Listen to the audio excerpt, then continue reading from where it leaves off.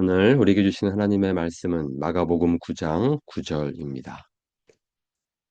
그들이 산에서 내려올 때에 예수께서 경고하시되 인자가 죽은 자 가운데서 살아날 때까지는 본 것을 아무에게도 이르지 말라 하시니. 아멘. 4월 7일 주님은 나의 최고봉. 오늘 묵상의 제목은 부활하신 생명과 연합할 때입니다. 묵상글입니다. 인자가 당신 안에서 부활하실 때까지 아무것도 말하지 마십시오. 부활하신 그리스도의 생명이 당신을 다스리면 역사 속에 계셨던 그리스도께서 가르치신 말씀을 이해하게 됩니다. 당신의 내면이 바르게 되면 예수님께서 하셨던 말씀들이 너무나 자명하게 되어 왜 전에는 그 말씀들이 보이지 않았는지 놀라게 됩니다. 전에 당신이 그 말씀을 이해할 수 없었다는 사실은 그때 당신의 마음은 그 말씀들을 감당할 만한 상태가 아니었음을 보여줍니다. 주님께서는 아무것도 숨기지 않으십니다. 그럼에도 우리는 영적인 생명에 합당한 조건에 이르기까지는 그 내용들을 감당할 수 없습니다. 내가 아직도 너희에게 이를 것이 많으나 지금은 너희가 감당하지 못하리라. 따라서 우리가 특별한 어떤 말씀을 이해하려면 주님의 부활하신 생명과의 연합이 반드시 있어야 합니다. 우리는 정말로 예수님의 부활하신 생명이 우리에게 부여된다는 사실을 알고 있습니까? 만일 그 부활하신 생명이 우리에게 부여되었다면 그 증거는 우리가 그분의 말씀을 깨닫게 된다는 사실입니다.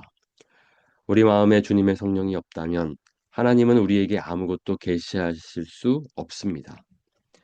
우리의 고집스러운 편견은 하나님께서 우리에게 뭔가 계시하는 것을 효과적으로 막습니다.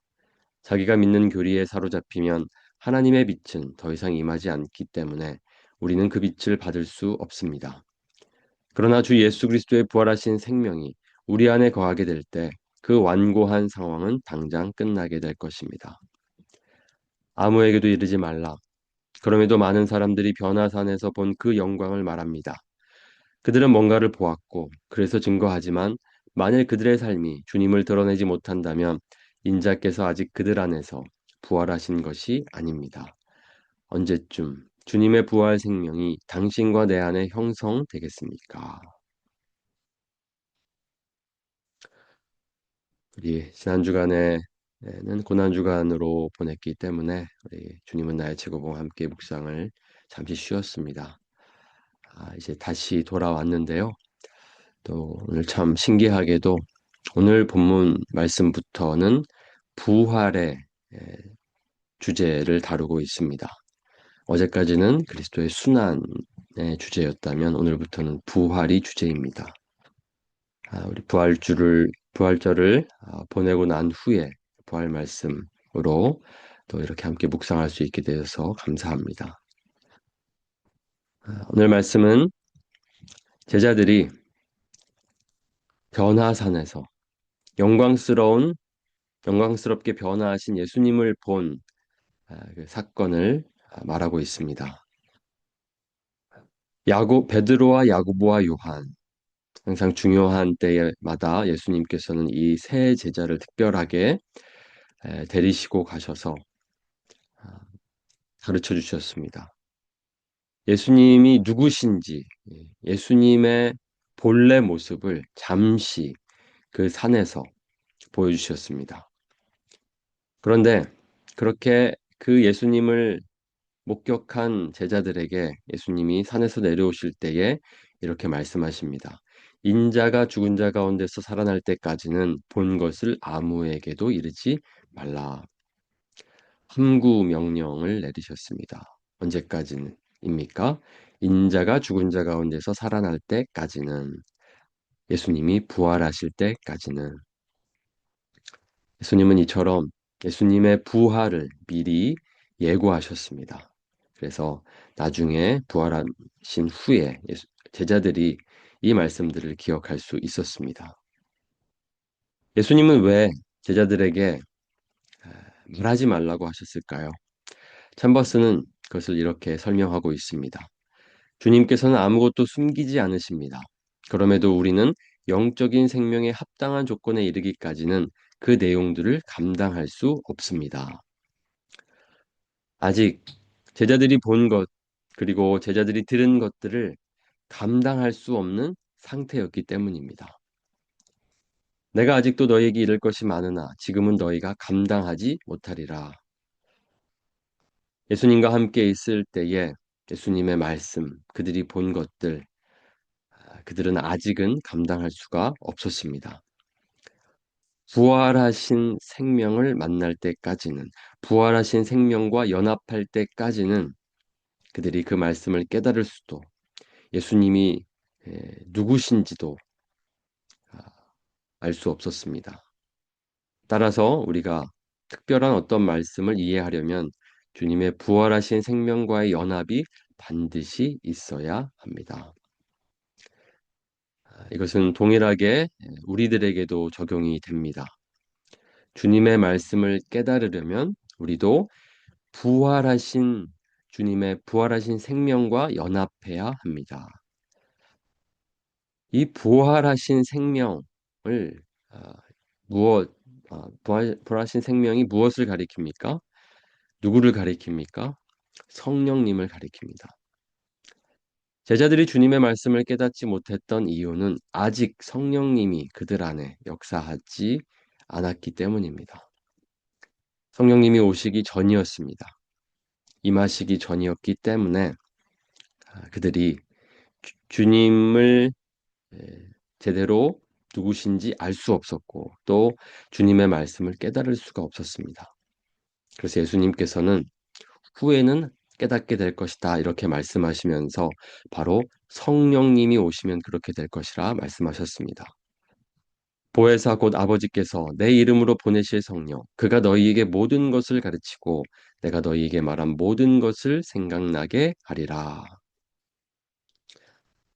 예수님 십자가에 달려 죽으시고 부활하시고 승천하신 후에 성령님이 그때 오셨습니다. 그때 비로소 그 부활하신 생명과 연합했을 때 제자들이 예수님이 누구신지를 비로소 깨달았습니다. 주님이시오. 우리의 그리스도 구원자이시며 하나님의 아들이심을 비로소 깨닫게 되었습니다. 우리가 예수님을 어떻게 주님이라고 말할 수 있게 되었습니까? 고백할 수 있게 되었습니까? 그것이 바로 우리 안에 성령님이 오셨다는 증거입니다. 성령으로 아니하고는 누구든지 예수를 주시라 할 수 없느니라. 성령님께서 예수님이 누구신지 알게 하시고 예수님의 말씀을 깨닫게 하십니다.